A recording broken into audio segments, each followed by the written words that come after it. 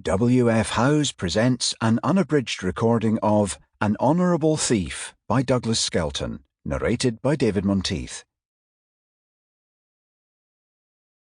Part 1. London. Prologue. Kensington Palace, 1714. The breathing seemed to fill rooms, escape into corridors, tumble down staircases, echo from wainscoting and holdings. Colonel John Charters felt he could not escape its harshness.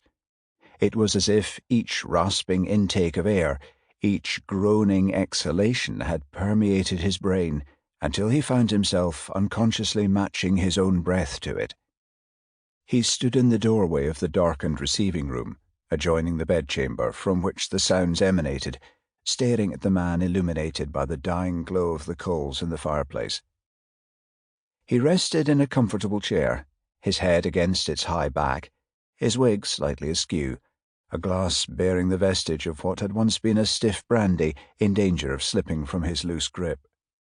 The man's eyes were closed, his brow furrowed, his free hand cupping one ear as if he was trying to somehow block the noise, but it would be as etched in the mind of Charles Talbot, Duke of Shrewsbury, as indelibly as it was in Charter's own. He wagered they would hear it, even when she had breathed her last. A servant entered and swept the drapes aside to allow a burst of sunlight into the room. Charters moved to the window and stared at the newborn day. In the gardens, birds sang and plants and trees awoke to the warmth of the summer sun. Life began again after the long sleep of night, but not in these rooms. Here death croaked and coughed with every breath from the chamber beyond. He turned away from the window to find that Shrewsbury had fixed his one good eye on him. It was said that he saw more with that single orb than many did with two.